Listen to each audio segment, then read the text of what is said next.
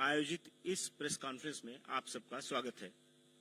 हमारे बीच मंच पर उपस्थित हैं माननीय केंद्रीय कृषि एवं किसान कल्याण एवं ग्रामीण विकास मंत्री श्री शिवराज सिंह चौहान जी। आदरणीय मंत्री जी का हार्दिक स्वागत है।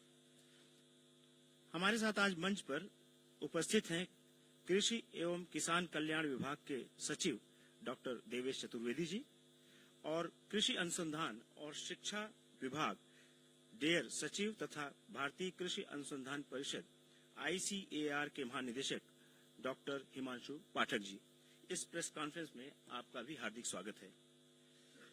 प्रधानमंत्री श्री नरेंद्र मोदी जी के नेतृत्व में गत 100 दिनों में सरकार ने अनेक महत्वपूर्ण और ऐतिहासिक निर्णय लिए हैं।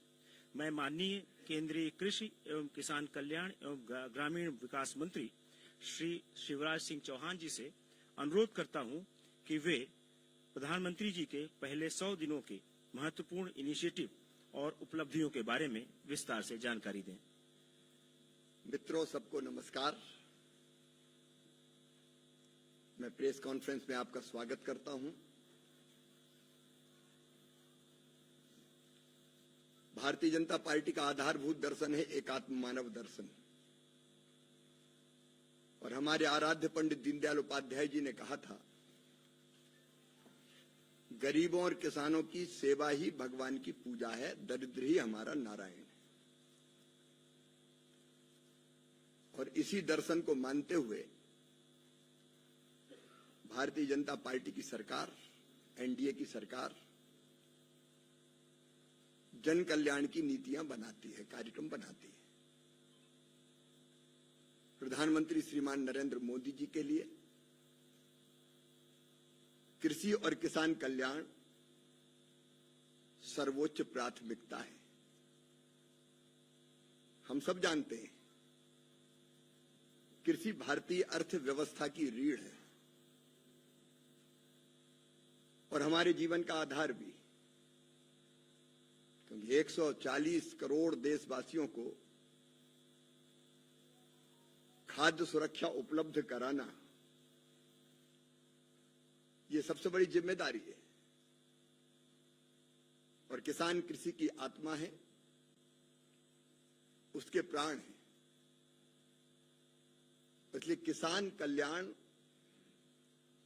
और कृषि के विकास के लिए प्रधानमंत्री नरेंद्र मोदी जी के नेतृत्व में पिछले 100 दिनों में जिन्होंने लाल किले की प्राचीर से कहा था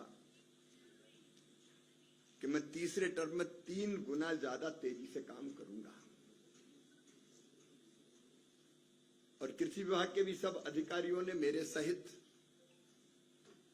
यह संकल्प लिया था कि जब प्रधानमंत्री अकेले क्यों करें, हम सब मिलकर पूरी ताकत से काम करेंगे। और पिछले दिनों हमने करने का प्रयत्न किया है। किसान कल्याण की और कृषि के विकास की जो हमारी रणनीति है वो 6 सूत्रीय है। एक, उत्पादन बढ़ाना। पर हेक्टर यील्ड कैसे बढ़े, और पिछले दिनों जो फैसले किए गए उसमें एक प्रमुख फैसला था 65 फसलों के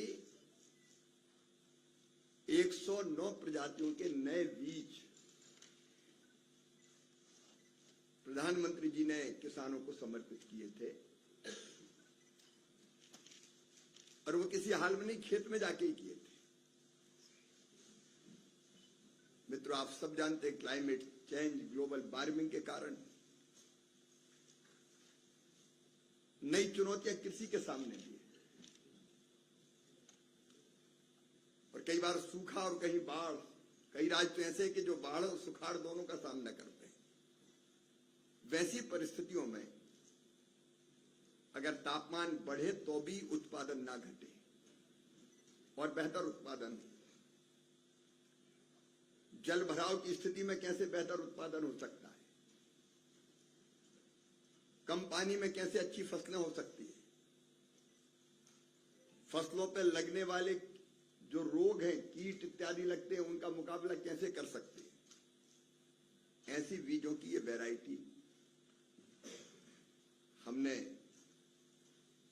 किसानों को समर्पित की। लेकिन इसमें एक समस्या और आती है, बीज तो बन गया, बीज किसानों के पास जल्दी कैसे पहुंचे। कई बार समय इतना लग जाता है कि ब्रीडर सीड, उससे फिर फाउंडेशन सीड, उसके बाद सर्टिफाइड सीड, तो समय बहुत लगता है। लेकिन इस बार हमने रणनीति बनाई, राज्यों से इंडेंट बुलवा लिए रबी के लिए कि गेहूं की अगर वैरायटी है तो आपके यहां कितना उत्पादन करेंगे, ये ब्रीडर सीड आप लेके जाओ। हमारे कृषि विज्ञान केंद्र, हमारे एग्रीकल्चर कॉलेज, यूनिवर्सिटीज के पास जो जमीनें उन पर, और निजी निवेशकों को भी हमने ये बीज उपलब्ध कराया ताकि जल्दी से जल्दी इनका लाभ किसानों को मिल सके। उत्पादन बढ़ाने के लिए दूसरी सबसे बड़ी चीज है, आप जानते हैं, समय पर सस्ता फर्टिलाइजर किसान को उपलब्ध हो जाए। मित्रों, यूरिया की एक बोरी आती है 2366 रुपए की, हम किसानों को उपलब्ध कराते हैं 266 रुपया में। डीएपी की एक बोरी आती है 2433 रुपए की, हम किसानों को उपलब्ध कराते हैं 1350 रुपया में।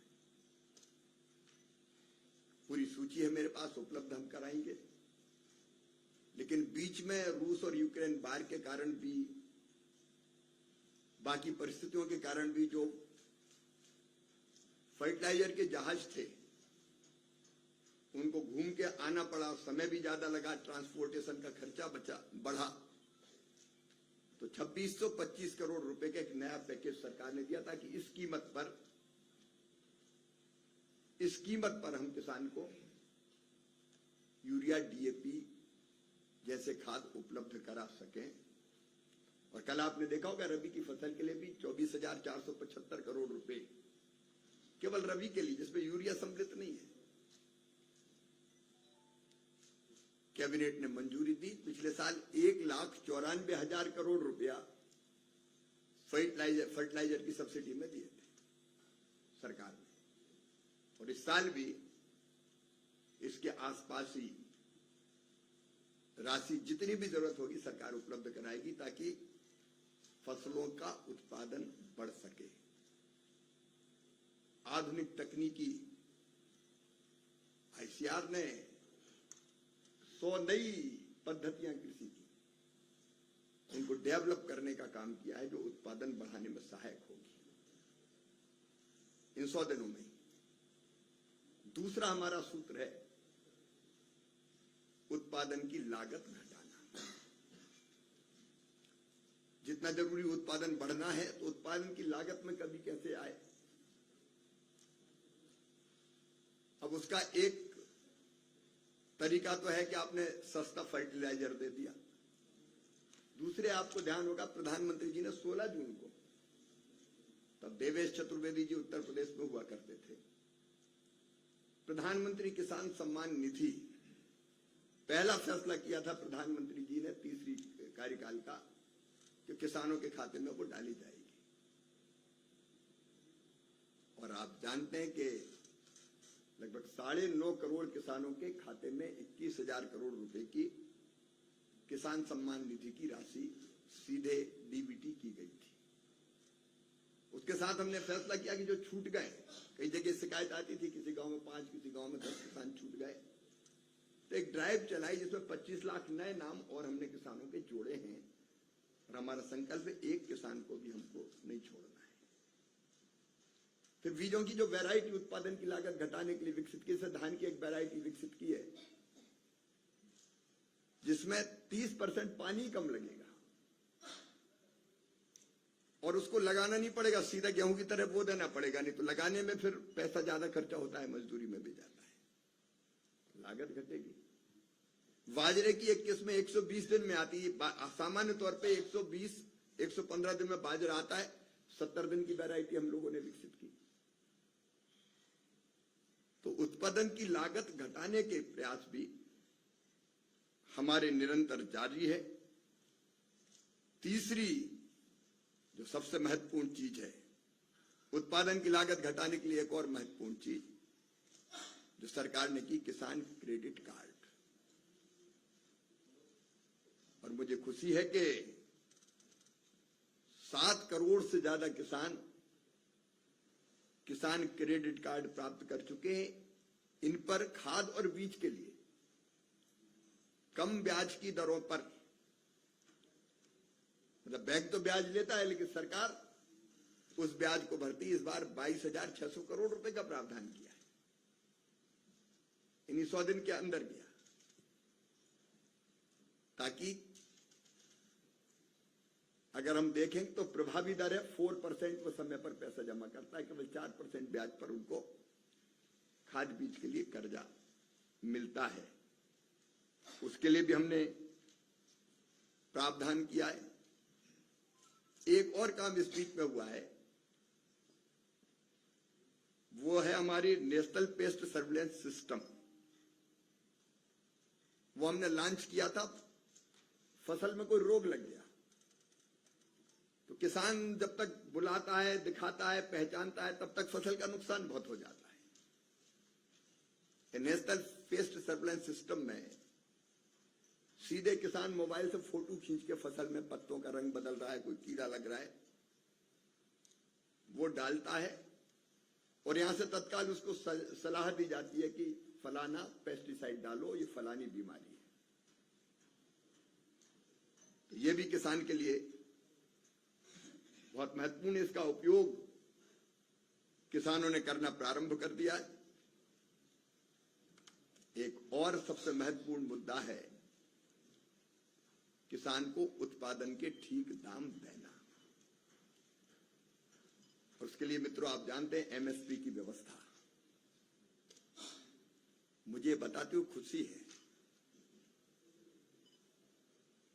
कि मोदी जी के नेतृत्व में ही सरकार ने यह फैसला किया था कि उत्पादन की लागत पर 50% कम से कम जोड़कर फसलों के न्यूनतम समर्थन मूल्य तय किए जाएंगे। मैं कितने तय किए गए हैं वो पूरी सूची है, उसमें समय नहीं लगाना चाहता, आपको हम उपलब्ध कराएंगे। खरीफ के भी मिनिमम सपोर्ट प्राइस घोषित किए गए और न केवल घोषित किए गए, एक जमाना था जब दूसरी सरकारें होती थी, यूपीए की सरकारें, मेरे पास आंकड़े, नाम मात्र की खरीदी भी नहीं होती थी। उन्होंने स्वामीनाथन कमेटी की सिफारिश को मानने से इनकार कर दिया था कि 50% से ज्यादा लाभ जोड़ के मूल्य तय करना चाहिए। लेकिन एमएसपी पर खरीद के लिए हमने पर्याप्त व्यवस्थाएं की है। जो कदम हमने उठाए आपने देखा होगा। पिछले दिनों मूंग की खरीदी, गर्मी की मूंग, समर मूंग, उसके रेट कम हुए एमएसपी से, तो हमने मूंग खरीदी की अनुमति राज्यों को यहां से दी, किसानों की मूंग खरीदें। कई राज्य मूंग खरीदी के काम में लगे। फिर अभी अगर आप देखेंगे तो सोयाबीन वो मिनिमम सपोर्ट प्राइस के नीचे बिक रहा है। हमने 2 फैसले किए प्रधानमंत्री जी के नेतृत्व में। एक फैसला किया कि मिनिमम सपोर्ट प्राइस पर सोयाबीन खरीदेंगे। कर्नाटक, महाराष्ट्र, मध्य प्रदेश राज्य सरकारों के प्रस्ताव आए, हमने तत्काल स्वीकृत किए। कल एक बड़ा फैसला किया पीएम आशा के अंतर्गत कि अभी तक जो तिलहन का उत्पादन होता था उसका 25% राज्य खरीद सकता था, उसको हमने राज्य नहीं राष्ट्र का 25% कर दिया। तो किसी राज्य को अपने यहां 25 से ज्यादा खरीदना है तो खरीदे, कोई दिक्कत नहीं, कोई बाधा नहीं। और इसका फायदा यह होगा कि उससे ज्यादा भी सीमा से खरीदना है तो राज्य खरीदी अपने यहां कर सकेंगे। तो एक, हम मिनिमम सपोर्ट प्राइस पर खरीद सुनिश्चित करेंगे, उसका फैसला, और दूसरा उसके साथ ही हम जानते हैं कि हम अपनी आवश्यकता का पूरा खाद्य तेल के लायक ऑयल सीड तिलहन पैदा नहीं कर पाते। हमारे यहां 55 से 60% तेल आयात होता है, खाद्य तेल, और बीच में जब कोविड के टाइम वो काफी महंगा हो गया था तो इंपोर्ट ड्यूटी घटा के 0% कर दी थी। अब उसके कारण सस्ता तेल हमारे देश में आ रहा था, पाम ऑयल, और सस्ता तेल आने के कारण हमारी सोयाबीन इंडस्ट्री उसका मुकाबला नहीं कर पा रही थी और किसानों का सोयाबीन नहीं खरीदती थी, तो नीचे जा रहे थे सोयाबीन के रेट। मैं प्रधानमंत्री नरेंद्र मोदी जी को हृदय से धन्यवाद दूंगा। किसानों के हित में यह फैसला किया गया कि खाद्य तेल पर जो इंपोर्ट ड्यूटी 0% उसको बढ़ा के 20% कर दिया गया, ताकि सस्ता तेल ना सके विदेशी, और उसमें और सेस वगैरह सब अगर लगा के आप जोड़ेंगे तो 27.5% होता है इफेक्टिव जो इंपोर्ट ड्यूटी लगती है। रिफाइंड तेल का भी बढ़ा दिया गया, रिफाइंड ऑयल का लगभग 37% हो गया। अब इसके कारण हमारे यहां सोयाबीन के रेट बढ़ेंगे, ये विश्वास है। केवल सोयाबीन नहीं, बाकी भी सरसों भी, मूंगफली भी, ग्राउंडनट। मैं ये इसलिए आपको बता रहा हूं कि हम दोनों तरह के प्रयत्न कर रहे हैं। एमएसपी पर खरीदें भी और नीति भी ऐसी बना दें कि जिसके कारण लाभकारी मूल्य किसान को मिल पाए। कल पीएम आशा में एक और महत्वपूर्ण फैसला करते हुए हमने अभी तक जो एजेंसीज खरीदती थी तिलहन, बाकी चीजें, उनके लिए बैंक गारंटी की सीमा थी 40,500 करोड़ रुपया, उसको बढ़ा के 45,000 करोड़ रुपया हमने कर दी, ताकि ज्यादा पैसे की जरूरत भी पड़े तो पैसे की कोई कमी ना रहे एजेंसीज के पास। हमने कोई कसर नहीं छोड़ी एमएसपी पर खरीदी की उचित व्यवस्था करने में, और इन जो फैसले हैं इनका लाभ इसी सीजन में, खरीफ के सीजन में जब फसल आएगी तो किसानों को मिलेगा। जब जरूरत पड़ती तत्काल हम बड़े फैसले किसानों के लिए करते हैं, और इन सब का परिणाम यह होगा कि किसानों को लाभकारी मूल्य मिलेगा। वो हमारी प्रतिबद्धता है, उसको हम पूरा करके रहेंगे। इसके साथ मित्रों, कई बार हम देखते हैं ओला, इल्ली, सूखा, पाला, बाढ़, बरसात, फसलें खराब हो जाती है। यद्यपि मुझे इस साल बताती है प्रसन्नता है कि 23-24 के लिए जो अंतिम अनुमान हम लोगों ने फसलों का लगाया था, देश में कुल खाद्यान्न उत्पादन वो 332.2 मिलियन टन अनुमानित है, जो पिछले साल से 2.6 मिलियन टन अधिक है, मतलब 2,60,00,000 क्विंटल अधिक है। और खरीफ की फसलों का कवरेज भी बढ़ाएगा,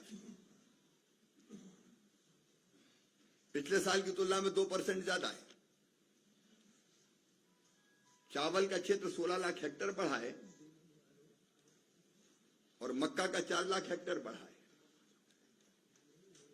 लेकिन फिर भी कई जगह बारिश ज्यादा हुई।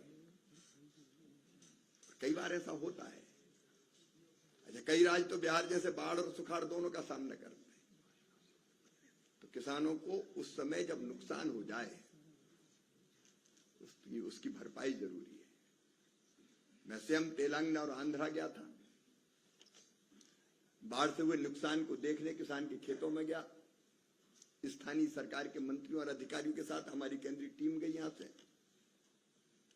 और वैसी परिस्थिति में किसानों के लिए प्रधानमंत्री फसल बीमा योजना संबल बन के खड़ी हुई है। प्रधानमंत्री फसल बीमा योजना में लगातार किसानों का विश्वास बढ़ता जा रहा है। पुरानी सरकारों में लोनी किसान केवल 20 लाख होते थे इस योजना में, जो उस समय जो बीमा की योजना थी। अब उनकी संख्या 5 करोड़ से ज्यादा बढ़ गई और जितना प्रीमियम किसानों ने दिया उसका 3 गुना क्लेम बीमे का बीमा कंपनियों को देना पड़ा है। यहां से लगातार हम लोग प्रयत्न करते हैं कि फसल बीमा योजना के अंतर्गत अधिकतम किसान सम्मिलित हो और जब जरूरत पड़ती है विशेष पैकेज के रूप में भी उन राज्यों को पूरा सहयोग किया जाता है ताकि किसान के नुकसान की भरपाई फसल बीमा योजना के इतर भी करना पड़े तो कर सके। मित्रों, हमारा लक्ष्य है केवल परंपरागत फसलें नहीं, लाभकारी मूल्य देने के लिए और देश की जरूरत पूरी करने के लिए। जैसे दलहन का भी हमको आयात करना पड़ता है, तो कैसे देश आत्मनिर्भर हो। आत्मनिर्भरता के लिए जैसे इस साल हमने फैसला किया, हमने दलहन उत्पादक राज्यों के साथ बैठक की और तय किया कि तुअर, तूर, अरहर अलग अलग नाम है, मसूर और उड़द तीनों जितनी किसान पैदा करेगा पूरी खरीदेंगे हम एमएसपी पे। रजिस्ट्रेशन करा ले, पूरा का पूरा खरीदेंगे, कोई सीमा नहीं। हमने कृषि का विविधीकरण हो, फलों की खेती, फूलों की खेती, सब्जियों की खेती, औषधि खेती, कृषि वानिकी, उसके साथ मधुमक्खी पालन, मछली पालन। बांस मिशन का हमारा काम चल रहा है। कई राज्यों ने हजारों हेक्टेयर में और महाराष्ट्र जैसे राज्य में तो अब वो लाखों तक पहुंच रहा, बांस का उत्पादन शुरू कर दिया। तो परंपरागत फसलों के साथ साथ हम बागवानी की, हॉर्टिकल्चर की और बाकी फसलें भी उत्पादित करें, उसके प्रयत्न में हम लोग लगे हैं। हॉर्टिकल्चर की फसल में एक दिक्कत आती थी, अच्छे पौधे नहीं मिलते थे लोगों को। क्लीन प्लांट अंग्रेजी में कहते हैं, स्वच्छ पौध। किसी नर्सरी से ले लिया और पता चला वो उतना अच्छा था ही नहीं और किसान परेशान हो जाता है, पैसा भी खर्चा हो जाता है। तो हमने एक योजना इन्हीं 100 दिन के अंदर लॉन्च की, क्लीन प्लांट की। स्वच्छ पौध उपलब्ध कराएंगे, उसके 9 अत्याधुनिक सेंटर बना रहे हैं हम अलग अलग फसलों के, और उनके माध्यम से 4 साल के अंदर अंदर हम 4 से 6 करोड़ अलग अलग हॉर्टिकल्चर की फसलों के अच्छे प्लांट जो रोगों का मुकाबला कर सके उनको उपलब्ध कराने का काम करेंगे। क्योंकि कृषि विविधीकरण का साहस वो तभी करेगा, संरक्षित खेती उसके लिए। और फिर प्रधानमंत्री सूक्ष्म सिंचाई योजना, उसके अंतर्गत किसानों को सहायता ये उपलब्ध कराने का काम किया है। और एक विषय और जो महत्वपूर्ण है, हम आज की चिंता तो कर रहे हैं, लेकिन प्रधानमंत्री नरेंद्र मोदी जी आज की नहीं कई वर्षों की सोचते हैं। आने वाली पीढ़ियों के लिए भी धरती सुरक्षित रहे, और इसलिए केमिकल फर्टिलाइजर का उपयोग एक सीमा से ज्यादा अगर हुआ तो उसके दुष्परिणाम से पूरी दुनिया चिंतित है आज। तो रणनीति हम आज से बनानी पड़ेगी। इसलिए हम प्राकृतिक खेती की तरफ कैसे बढ़ें, अभी प्राकृतिक खेती का मिशन आया नहीं है, आने वाला है, उस पर गहन विचार विमर्श चल रहा है। लेकिन उसके पहले हम किसानों को ट्रेनिंग, प्राकृतिक खेती जो किसान कर रहे हैं उनके साथ संवाद, संपर्क, वैज्ञानिक हमारे कई शोध कर रहे हैं, तो जल्दी प्राकृतिक खेती का मिशन भी आ गया। लेकिन तब तक भी प्राकृतिक खेती चल रही है। खेती में मदद के लिए कृषि सखी जैसी योजना, जिसमें 56 दिन की ट्रेनिंग हम अपनी बहनों को देते हैं, जो फिर किसानों की मदद करती है। ड्रोन दीदी जैसी योजना है इस बीच में। हमारी ड्रोन दीदी, क्योंकि हाथ से अब हम पेस्टिसाइड या खाद डालते हैं तो कम ज्यादा अलग अलग जगह डलता है, शरीर पे भी दुष्प्रभाव बहुत होता है, तो आदमी क्यों डाले, ड्रोन से क्यों ना हो। इसलिए ड्रोन उपलब्ध कराना, ट्रेनिंग देना, ड्रोन दीदियां उनको ट्रेनिंग देने का काम कर रहे हैं। उस दिशा में भी काफी काम हम लोगों ने किया है। तो हर संभव प्रयत्न जो किए जा सकते हैं। एक और दिक्कत थी किसानों को, उत्पादन कर लिया रखेगा, सुरक्षित भंडारण की पर्याप्त व्यवस्थाएं नहीं थी, और इसलिए 1 लाख करोड़ रुपए के एग्रीकल्चर इंफ्रास्ट्रक्चर फंड की स्थापना की। उसमें से लगभग 80,000 करोड़ रुपया खर्च हो चुका है।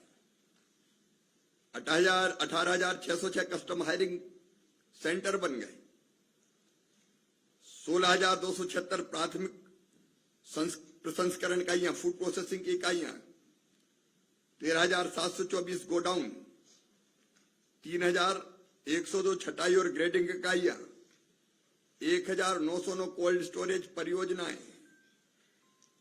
इसके अंतर्गत 76,400 परियोजना स्वीकृत हो चुकी है, और पिछले 100 दिनों में लगभग रोज 100 ऐसी परियोजनाओं को स्वीकृत करने का काम हुआ है। एफपीओज को बढ़ावा देने के लिए भी उनको लाइसेंस की संख्या बढ़ाई गई है। उर्वरक के लाइसेंस 1516 से बढ़ा के 3571 हो गए। कीटनाशकों के लाइसेंस की संख्या 1060 से 3067 हो गई है, और एपीएमसी मंडी लाइसेंसों की संख्या 597 से 1814 हो गई। एफपीओज को भी बढ़ावा देने का काम निरंतर चल रहा है। इसके साथ इन 100 दिनों में एक और विशेष काम हुआ है, और वो हुआ है डिजिटल कृषि मिशन को लॉन्च को स्वीकृति दी है। आप जानते हैं कि मैन्युअली फसलों का ही सर्वे करना नुकसान का, तो जब रेवेन्यू का अमला करता तो परफेक्ट नहीं होता, कई बार जानबूझ के भी गड़बड़ हो जाती।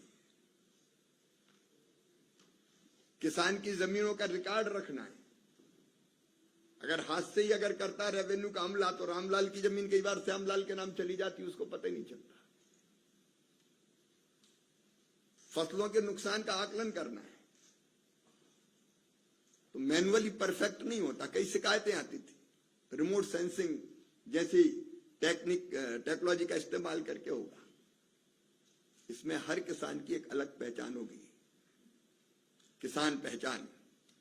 राज्यों के साथ मिलके भी हम इस काम को जल्दी करना चाहते हैं, और हमारी अभी कई राज्यों के साथ 19 राज्यों के साथ डीपीआई के निर्माण के लिए समझौता हो गया है। ये भी किसान के लिए बहुत क्रांतिकारी साबित होगा, उसके लाभ के लिए। एक और हम व्यवस्था कर रहे हैं, जिसका फैसला आपने कर लिया है, लैब टू लैंड। वैज्ञानिक किसान तक जानकारी बहुत जल्दी कैसे पहुंचा सके। नहीं तो एक रिसर्च होता है, बरसों लग जाते हैं किसान तक पहुंचने में। तो एक आधुनिक कृषि चौपाल अक्टूबर में हम प्रारंभ करने वाले हैं। इस आधुनिक कृषि चौपाल में वैज्ञानिक और किसानों के बीच संवाद होगा हर महीने में एक बार, जिसमें आधुनिक रिसर्च की, शोध की और तकनीकी की जानकारी सीधे वैज्ञानिक किसान को देंगे, दूरदर्शन और हमारे आकाशवाणी के माध्यम से। तो वो भी, उसकी तैयारी हमारी चल रही है। कई बार किसानों की शिकायतों के अलग अलग हमारे पास प्लेटफॉर्म है, कोई ऐप है अलग अलग, लेकिन मुझे लगता है कि कोई एक और प्रभावी व्यवस्था होनी चाहिए। फसल बीमा योजना का लाभ नहीं मिला, किसान सम्मान निधि में सम्मिलित नहीं हुआ, कई तरह की चीजें हैं। तो उसके लिए भी एक कॉल सेंटर जिसका एक नंबर होगा और जिसकी मॉनिटरिंग मैं खुद करूंगा, तो वो भी हम प्रारंभ करने वाले। पिछले दिनों कृषि मंत्री अलग अलग राज्यों की उनकी टीम के साथ मैंने मिलना प्रारंभ किया। जैसे कल बिहार की कृषि मंत्री और उनकी पूरी टीम आई थी, क्योंकि राज्यों का विषय है कृषि और हम राज्यों के साथ ही मिलकर काम करते हैं, राज्यों की कोई सहयोग करते हैं, तो इसमें केंद्र और राज्य मिलकर काम करें। इसलिए अलग अलग मुद्दों पर राज्यों के कृषि मंत्रियों की बैठकें लगातार हो रही है। कई राज्यों के साथ हम बैठक कर चुके हैं और कुछ राज्यों के साथ अभी होना है। अभी नाम बताने में मेरे पास सूची है, कई राज्यों के साथ हम कर चुके हैं। वो बहुत उपयोगी, क्योंकि सीधे सीधे केंद्र और राज्य साथ बैठे ना। कृषि भवन काय के लिए केवल हमारे बैठने के लिए थोड़ी है और अफसरों के बैठने के लिए थोड़ी है। तो राज्य के लोग भी आए, हम साथ बैठे और मिलकर तय करें। तो अभी तक मध्य प्रदेश, बिहार, उत्तर प्रदेश, पंजाब, राजस्थान, आंध्र प्रदेश, छत्तीसगढ़, महाराष्ट्र, सिक्किम, असम, मेघालय, हरियाणा, इनके साथ बैठकें हो चुकी है। बाकी राज्यों के साथ कर रहे हैं, हम सब राज्यों के साथ करेंगे। और अंत में एक बात और, किसानों से सीधा संवाद। कई चीजें संवाद से है। मैं खेतों में भी जाने की कोशिश कर रहा हूं कृषि मंत्री के नाते, कृषि विज्ञान केंद्रों में भी बैठक कर रहे हैं, खेतों में भी मिलने की कोशिश कर रहे हैं। लेकिन हर मंगलवार को अब मैं ये तय कर रहा हूं कि सवेरे का समय दोपहर के भोजन के पहले का, ये किसानों से, किसान संगठनों से संवाद का ही समय होगा। पहले से सूचना देके और समय तय करके जो भी आएंगे हम बात करेंगे, संवाद करेंगे, ताकि कोई समस्या आए तो मिलकर उसका समाधान हम लोग कर पाए। मित्रों, प्रयत्न है अन्नदाता के जीवन को बेहतर बनाने का, प्रयत्न है देश की खाद्य सुरक्षा हम मजबूत बनाए रखें। और व्यक्तिगत रूप से मेरे लिए किसानों की सेवा भगवान की पूजा है। और प्रधानमंत्री जी के नेतृत्व में, उनके मार्गदर्शन में हम निरंतर ये काम कर रहे हैं। ये अच्छे फैसले, उनकी सदिच्छा और किसानों के प्रति जो उनकी मन में तड़फ है, उसी के कारण कर पाए। मैं उनको बहुत धन्यवाद देता हूं। धन्यवाद सर। अब पत्रकार मित्र 100 दिनों की उपलब्धियों से संबंधित प्रश्न पूछ सकते हैं। आपसे अनुरोध है कि प्रश्न पूछने से पहले अपना तथा संस्थान का परिचय दें। 104 नंबर।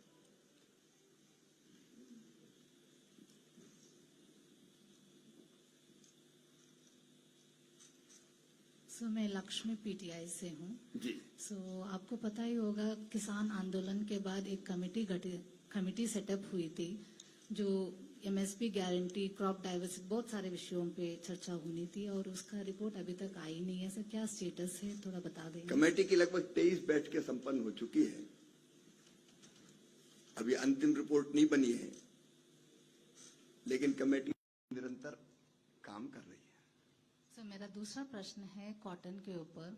कॉटन अभी हमारे देश में 99% जीएम बीटी कॉटन उगाते हैं सर, बट अभी जो पिंक बॉलवर्म का जो पेस्ट है, वो समस्या अभी तक सॉल्व नहीं हुई है। तो कुछ कंपनियां जीएम एडवांस टेक्नोलॉजी के अप्रूवल के लिए उन्होंने अप्लाई किया, अभी तक किया हुआ नहीं है। सर, इसका क्या कारण है? क्या जीएम मस्टर्ड की वजह से ये रोक के रखे हैं? नहीं, अभी उस पर विचार विमर्श जारी है। ये हमारे लिए सेंसिटिव विषय, हमारे देश के लिए जीएम सीड्स का इस्तेमाल, तो व्यापक विचार विमर्श के बाद ही उस पर फैसला कर पाएंगे। 2 नंबर 2। अपना माइक ले लीजिएगा, नहीं तो। परिचय दें मंत्री अपना। जी नमस्कार, मेरा नाम नरेश वत्स है, स्वतंत्र पत्रकार हूँ। जी, कल नरेश। हरियाणा कांग्रेस ने अपना एक घोषणा पत्र जारी किया है और उसमें कहा है कि किसानों को लीगल गारंटी कांग्रेस देगी। इसका क्या प्रभाव आप देखते हैं?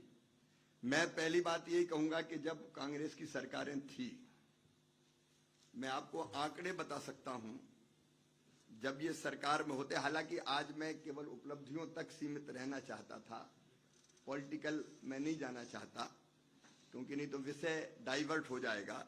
लेकिन मैं केवल ये उदाहरण आपको एक ही दूंगा। दलहन की खरीद पिछली सरकारों में 6,29,000 मीट्रिक टन हुई थी और हमने 1,70,00,000 मीट्रिक टन की है। हमारी कोशिश है, जिसके कई मैंने तरीके आपको बताए, कि हम एमएसपी पर वास्तव में खरीदें। मैं चुनावी वादों पर अभी इस प्रेस में नहीं जाना चाहता। 13 नंबर 13। हेलो सर, आपने कहा कि हर मंगलवार सुबह अपना परिचय दे दें please. Ravi Singh, News 18 India से हूं मैं। जी रवि जी, हर मंगलवार को सुबह जो मुलाकात करने की बात कहे, क्या फिजिकली मुलाकात होगी, ऑनलाइन होगी, और किस तरीके का संवाद होगा? ऑनलाइन काय को करेंगे, डायरेक्ट डायलिंग करेंगे, सब आमने सामने बैठ के बात करें। जो मिलना चाहते हैं, मैंने इसलिए किया, कई बार मिलना चाहते हैं, मिल नहीं रहे, तो समय तय कर दें, और उस समय में जो किसान पहले से किसान संगठन बताएंगे मिलना है, तो हम तय करके उनको बुलाएंगे, उनके साथ चर्चा करेंगे। 39 नंबर। सर, मैं संजीव मुखर्जी, बिजनेस स्टैंडर्ड से। आप अभी तेलंगाना और कर्नाटक के दौरे में गए थे, किसानों के साथ आपने मुलाकात की। वहाँ किस तरह के पैकेज या किस तरह के उसका अपने आप वहाँ देखते हैं या ऐलान? हमने 2 प्रयत्न किए वहां। एक, कृषि मंत्रालय की टीम, मेरे वरिष्ठ अधिकारी मेरे साथ थे, तो एक बार क्षति का आकलन ठीक से हो, और इसलिए हमने यहाँ आग्रह किया कि केंद्रीय टीम भेजी जानी चाहिए। राज्य के अधिकारी, मंत्री और बाद में मुख्यमंत्री जी से भी दोनों जगह मुलाकात हुई मेरी। तो अभी राज्य अपने क्षति के आकलन भेजेंगे पूरे मेमोरेंडम के साथ। 2 तरह की चीज होती है, एक तात्कालिक सहायता जो एनडीआरएफ की राशि पहले से ही राज्यों के पास होती है, वो आंध्र के और तेलंगाना दोनों के पास थी, कि प्रारंभिक खर्चे उसमें से करेंगे। फिर माननीय गृह मंत्री जी को भी मैंने प्रारंभिक जो आकलन था उसकी एक रिपोर्ट सौंपी है, लेकिन विस्तृत रिपोर्ट राज्य सरकार बना के उनको भेजने वाली है। उसके आधार पर तात्कालिक सहायता, तो मैंने बताया कि जो राशि हमारी होती है वो राज्यों के पास उसकी किस्तें होती है, जरूरत पड़ती है तो जल्दी भी देते हैं, लेकिन बाद में फिर पूरा आकलन करके फिर राज्य को अगर विशेष पैकेज देना होता तो दिया जाता है। 10 नंबर 10। नमस्कार, मेरा नाम संदीप दास है, मैं फाइनेंशियल एक्सपर्ट काम करता हूँ। जी संदीप जी। हाँ, मेरा ये नमस्कार सवाल है मित्रों। कि बहुत सारे फैसले लिए गए कि ऑयल सीड्स और पल्सेस को सपोर्ट करने के लिए, जो एमएसपी परचेस एंड ऑल, तो आपको ये लगता है कि क्योंकि उसमें बहुत सारे चैलेंजेस है in terms of getting seed availability and all, तो इसमें आप लोग कब तक, अभी का आपके जो फैसले लिए गए उसका क्या इम्पैक्ट पड़ा है अभी तक, जो पल्सेस और ऑयल सीड्स का प्रोडक्शन में? अभी जो हमने नए बीज की वैरायटी की जो मैंने अभी चर्चा की थी, उसमें पल्सेस के भी नए बीज हैं जो कंपैरेटिवली अधिक उत्पादन देने वाले हैं और विपरीत मौसम में भी टिके रहने वाले हैं। तो एक हमारे वैज्ञानिक लगातार प्रयत्न कर रहे हैं कि हम अच्छे बीज उपलब्ध करा पाए। अच्छे बीज और कैसे प्राप्त हो सकते हैं उस पर भी हम लोग चर्चा कर रहे हैं। दूसरे, उत्पादन गेहूं और धान के मुकाबले कम होता है पल्सेस में, ऑयल सीड में, तो स्वाभाविक रूप से उनका रकबा धान जैसी चीजों में परिवर्तित कई बार हो जाता है। और इसलिए जैसे मैंने अभी बताया कि तुअर, उड़द, मसूर, इनको पूरी की पूरी खरीदेंगे पल्सेस, ताकि कहीं किसान को संदेह ना रहे, तो कीमतों के कारण भी कोई दिक्कत पैदा ना हो। तो प्रयत्न जारी है और मुझे लगता है कि आगे सफलता मिलेगी, हम आत्मनिर्भर होंगे। 123 123। सर, मैं दीपक चौबे, आईएनएस से। जी दीपक जी। सर, कोरोना काल के संकट में प्रधानमंत्री ने स्पेशल पैकेज किसानों के लिए दिया था, उसका स्टेटस क्या है और क्या क्या लाभ अभी तक किसानों को मिला है? एक स्पेशल पैकेज जैसे मैंने बीच में चर्चा की, एग्रीकल्चर इंफ्रास्ट्रक्चर फंड, इसके रूप में प्रधानमंत्री जी ने 1 लाख करोड़ की घोषणा की थी।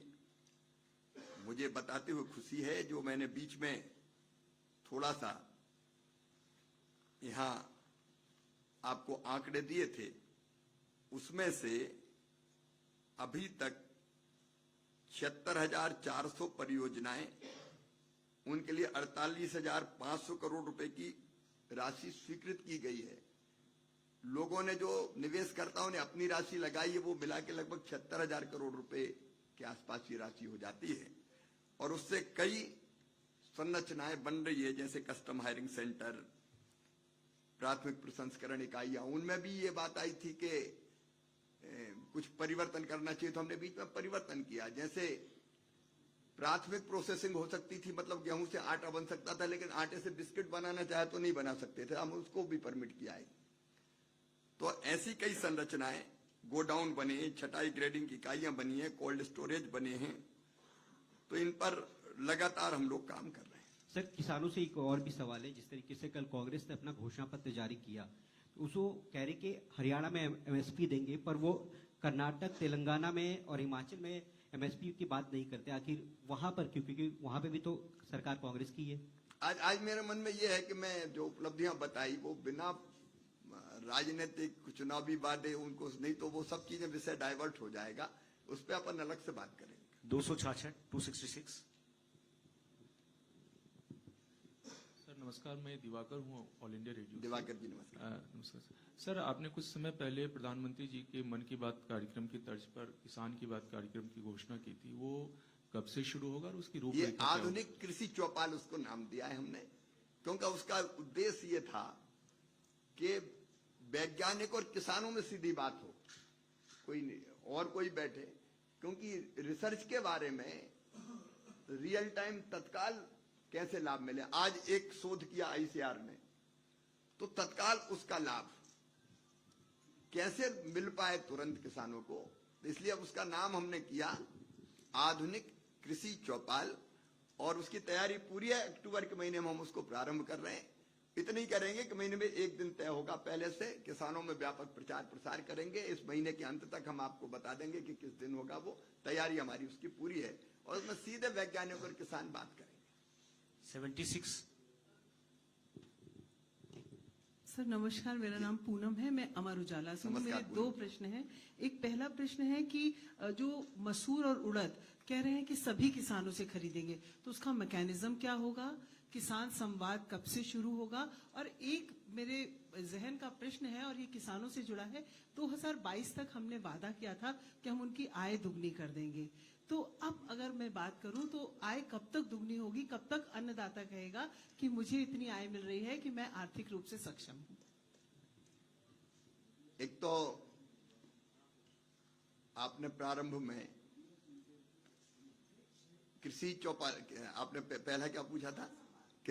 किसान संवाद, तो मैं मंगलवार से शुरू करूंगा जी, कमिंग मंगलवार।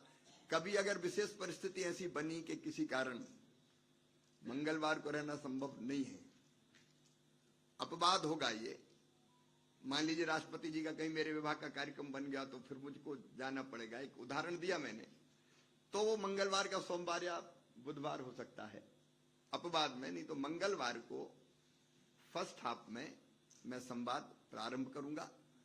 किसानों की आय बढ़ाने के प्रयत्न लगातार जारी है। कई सर्वे हुए हैं जो ये कहते हैं अलग अलग फसलों के, कि कई किसानों की आय दुगनी नहीं, दुगनी से भी ज्यादा हुई है अलग अलग, लेकिन वो कई बार अलग अलग फसलों पर और मौसम की परिस्थितियों पर डिपेंड करते हैं। 95 मंत्री जी, मैं डीडी न्यूज से अनुज यादव। मैं आपसे जानना नमस्कार चाहता हूं कि आप लंबे समय तक आप राज्य के मुख्यमंत्री भी रहे हैं, ऐसे में आज आप केंद्र में कृषि मंत्री हैं, मुख्य रूप से क्या कुछ शिकायतें और मांगे राज्यों की रहती हैं केंद्र सरकार से? 2-3 चीजें रहती है मुख्य रूप से। अब जैसे अभी फसल बीमा योजना के मामले में कई राज्यों ने हमसे मांग की कट ऑफ डेट बढ़ाओ साहब, सभी किसानों का बीमा नहीं हो पाया। हमने कट ऑफ डेट बढ़ाई। जैसे मैं गया महाराष्ट्र बीच में, तो कुछ किसानों ने कहा कि सारी औपचारिकताएं पूरी होगी, फसल बीमा योजना का हमको क्लेम नहीं मिला। तो जैसी शिकायत मिली, हमने यहाँ बैठक की, कार्रवाई की और फिर बीमा कंपनियों को बुलाया और उनको क्लेम किसानों को 2 लाख किसानों को उपलब्ध करवाया। एक रहता है हर एक राज्य अपने फर्टिलाइजर के आंकड़े देता है कि हमको इतना फर्टिलाइजर चाहिए। उन आंकड़ों में भी कई बार फेरबदल, पहले अनुमान रहता है कि इतना देंगे, लेकिन बारिश अच्छी हो गई, एरिया बढ़ गया, तो फिर उनकी डिमांड बढ़ जाती, तो फिर वो इंसिस्ट करते हैं कि नहीं अब इतना नहीं, इतना तो। कई बार केंद्रीय जो योजनाएं रहते हैं, कृषि विकास योजना, कृषि उन्नति योजना जैसी योजनाएं, उनमें सेंट्रल शेयर के मामले रहते हैं। कई बार सेंट्रल ये कहता है कि आपने यूटिलाइजेशन सर्टिफिकेट नहीं दिए, उनका कहना होता है कि फलानी किस्त नहीं मिली। तो इस तरह की चीजें। फिर रहता है टारगेट पूरा करने का मामला। जैसे हम दलहन और तिलहन का क्षेत्र बढ़ाना चाहते हैं, तो राज्य की अपनी कुछ चीजें रहती है कि सीड्स के बारे में, कुछ सुविधाओं के बारे में। मुख्यतः ये रहती है, कुछ मेरे विभाग से संबंधित नहीं है, लेकिन सिंचाई योजनाओं के बारे में फिर राज्य बात करते हैं अलग अलग, क्योंकि खेती और सिंचाई का बहुत गहरा संबंध है। एमएसपी पे खरीदी जैसे विषय रहते हैं, तो लगभग इसी तरह की चीजें होती हैं। 129 पीछे 129। सर, मैं आमिर हूँ न्यूज नेशन से। आवाज आ रही है मेरी? हाँ अमर जी, आवाज आ रही है। सर, फसल बीमा योजना को लेकर के जो आपने बात करी, अभी उस पर थोड़ा सा आगे सवाल है। अभी इस साल जो है पूरा देश जो है बाढ़ त्रासदी को झेल रहा है। कई जगहों पे आप भी गए, आपने भी ग्राउंड पे उतर के लोगों के हालात देखे। क्या कोई आंकड़ा है इसका कि कितना बाढ़ से फसलें बर्बाद हुई हैं, और उसके मुआवजे की जो बात की जाती है? प्रधानमंत्री नरेंद्र मोदी जी ने भी ये कहा था कि बीमा के तहत जो है लोगों को उसका हर्जाना मिलेगा। तो कोई आंकड़ा सामने आपके है?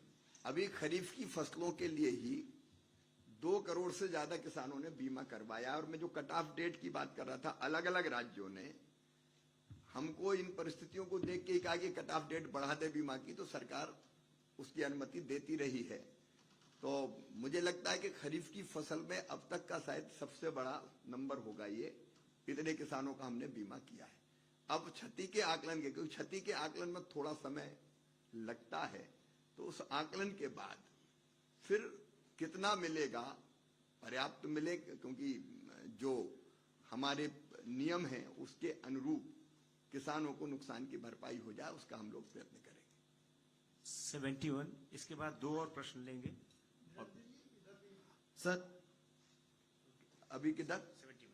नमस्ते सर, मैं मनोहर केसरी हूँ, India news and news x से। नमस्कार मनोहर जी। सर, हम डिजिटल इंडिया में बहुत ज्यादा सक्सेसफुल हुए हैं, लेकिन किसानों को डिजिटली जोड़ने के लिए क्या किसी तरह का ऐप, क्योंकि 100 दिन में आपने कई इस तरह के फसलें भी, नई नई फसलों के बारे में भी लॉन्च किया आपने पूसा में, तो क्या कोई डिजिटली इस तरह का ऐप आप लोग लॉन्च कर रहे हैं या क्या फीचर? और दूसरा, क्या केंद्र सरकार एमएसपी पर लीगल गारंटी पर कोई फ्यूचर विचार कर रही है? डिजिटल कृषि मिशन जो हमने लॉन्च किया है, डीपीआई, 19 राज्यों के साथ हमारा समझौता हो गया है, और वो किसानों के लिए डिजिटली बड़ा फायदेमंद होगा कई तरह की चीजों में, जिसका मैंने जो पेस्ट सर्वेलेंस का जो मैंने बताया था कि वो भी ऐप ही है, जिससे तत्काल फोटो डाल के अपलोड कर दे और उसको हम सुझा देते हैं। और मैंने पहले ही कहा कि एमएसपी देने में कहीं कोई कमी ना रहे, हम हर संभव उपाय कर रहे हैं। और मैंने बताया कल पीएम आशा में कई फैसले इसलिए किए गए हैं कि हम एमएसपी पर ज्यादा खरीद कर सकें। 3 नंबर पूछिए। मामून जी नमस्कार। नमस्कार। एमके खान, मैं उर्दू दिल्ली से हूँ। नमस्कार। मैं अभी आपने क्रूड ऑयल और फूड ऑयल की जो स्पेसिफिक बात करी है, आपको लगता है कि आज की डेट में फूड ऑयल के जो ऑयल है प्राइस अप है? और दूसरा ये है कि सब्जियों पे कोई कंट्रोल नहीं है। आज की डेट में प्याज पे लीजिए, लहसुन 300 रुपए किलो है, हरा धनिया 400 रुपए किलो है। आप एमएसपी पे बात करते हैं कि प्राइस पे क्यों ऐसे कंट्रोल नहीं है? दोनों चीज करते हैं पीएम आशा में हम मित्र। एक तरफ किसान को ठीक दाम मिले, ये जरूरी है। मैं आपके माध्यम से कहना चाहता हूं पूरे देश से, तभी वो सरवाइव कर पाएगा और तभी वो खेती कर पाएगा। इसलिए हमारी ड्यूटी है किसान को उसके पसीने की पूरी कीमत दें, लेकिन दूसरी तरफ उपभोक्ता को सस्ता मिले, ऐसी कीमत ना हो जाए कि उसकी पकड़ से बाहर हो।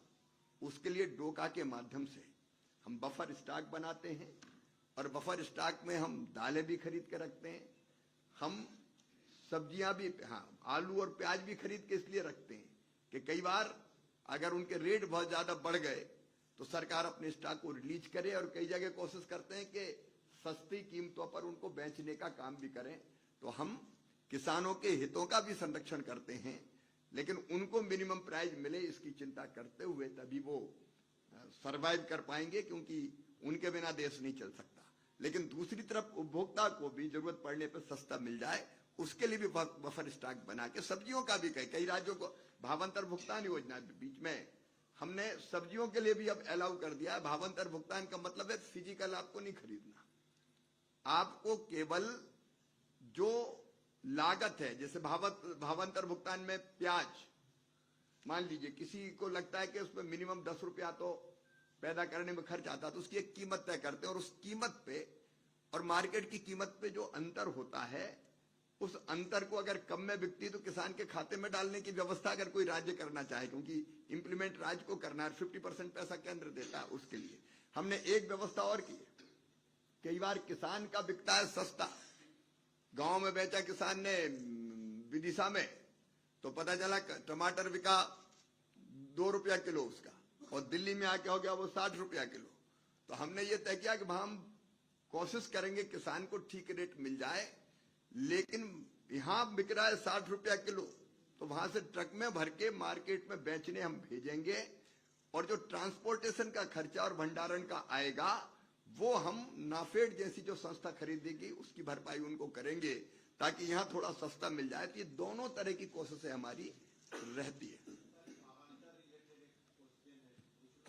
पूछ लीजिए sir. Prabhudatt from Hindu business line ji. Bhavantar Madhya प्रदेश में पहली बार आपने लेके आए थे, कई लोगों को उम्मीद थी कि भावांतर एक सफल परीक्षण होगा, लेकिन 1 साल या 2 साल बाद आपने उसको बंद कर दिए थे। अभी कल पीएम आशा की जब शुरुआत आपने दोबारा ये एक्सटेंशन हुआ, फिर हमने पीडीपीएस का सुनाई दिया, तो क्या भावांतर को ऑल इंडिया लेवल पे कुछ नए स्वरूप में आप लेने की कोशिश कर रहे हैं? भावांतर में पहले उत्पादन के 25% तक हम राज्य को राशि देते थे, भावांतर के अंतर जो रहता भाव का, उसको बढ़ा के अब 40% तक किया, उसमें कुछ हमने सुधार किया है।